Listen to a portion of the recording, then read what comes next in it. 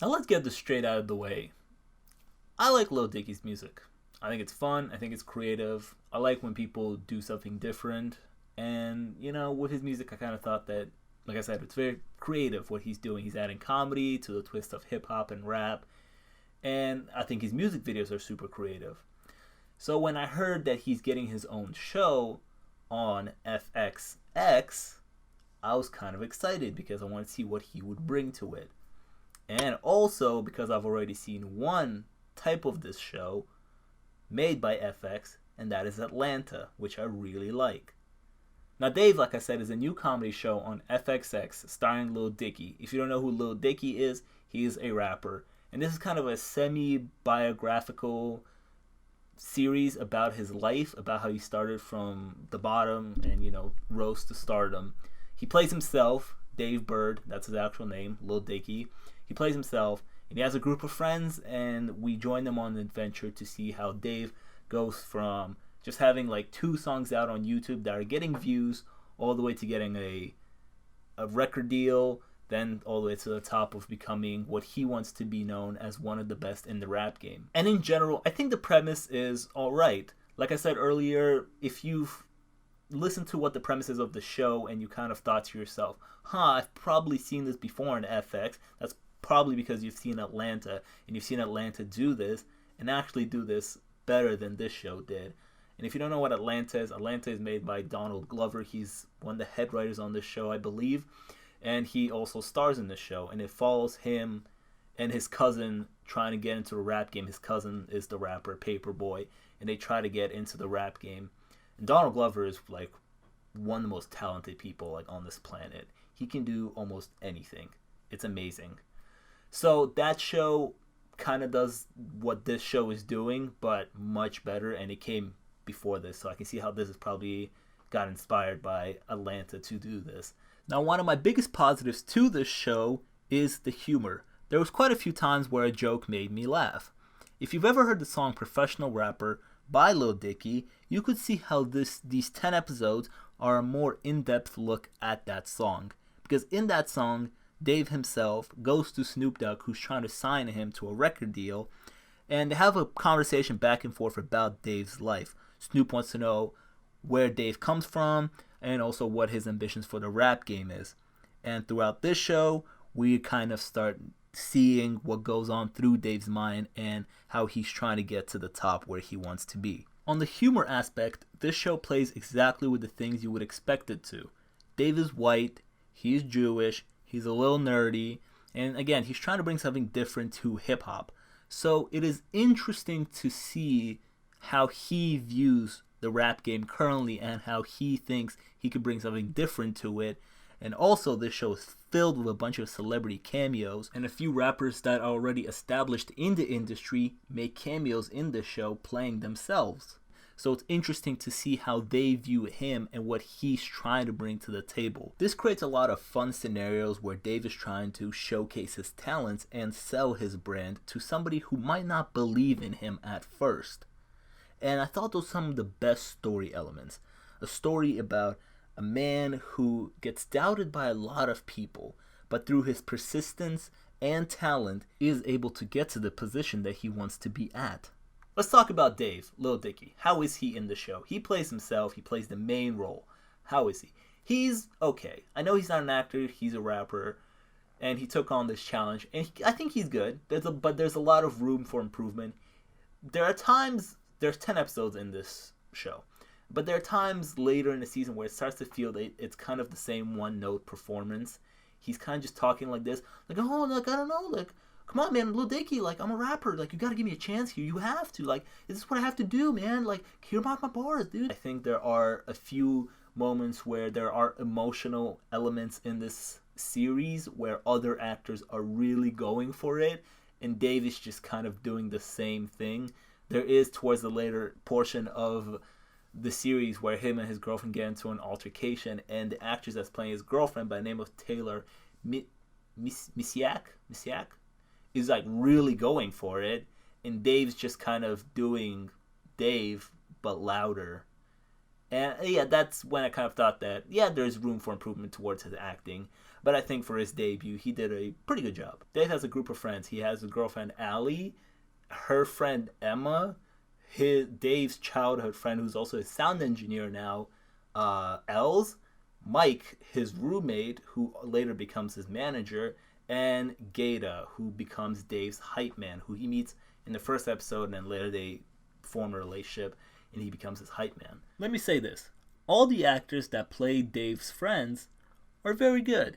They all do a very good job of creating different charms for their characters, where you end up liking every individual character. And this group of friends is kind of just around him, like hanging out with him, and they're kind of just there to teach him lessons, because Dave can a lot of times come off as like a selfish douchebag, because he believes in himself. He's like, I got this, like, I believe in my talent, I'm gonna be one of the greatest. He kind of comes off narcissistic and selfish a lot of times. He kind of ends up treating his friends a few times like a dick, no pun intended, and it kind of becomes hard to root for him as a character. But the show does one of those things where, he learns a lesson at the end. He's like, oh, maybe I should have treated my friends better. Never thought about it that way. My problem with that is that after his friends serve their purpose, they just kind of dip for a while. And then the show decides to have a few episodes where they would dedicate a large portion of an episode to a friend, like by himself. And I don't know, I just felt like the writing there wasn't as entertaining as when we would see Dave's life. So a lot of times when it would cut to his friends without Dave, I would be like, I just kind of want to see what Dave's up to right now. It's kind of like this. Dave and friends, really entertaining.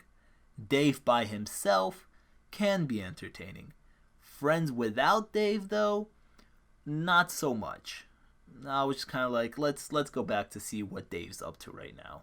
My number one problem with Dave is that the episodes feel very lackluster. There are 10 episodes, and through the first 5 episodes, through the first maybe 4 episodes, and a few after that, I would say that a lot of times when the credits rolled, the episodes were like half hour long. When the credits rolled, I kind of looked at my phone. I was like, oh, that's it? That's all that's happening there? A lot of times it felt like, where are we going? What's happening here? And a few episodes just kind of ended with no real continuation to whatever storyline that was. I was like, I feel like nothing really of substance to the story or characters happened here. The main problem with these episodes is that they don't feel memorable. Like I said, a lot of times when I turned off the episodes and they were done, I would forget them.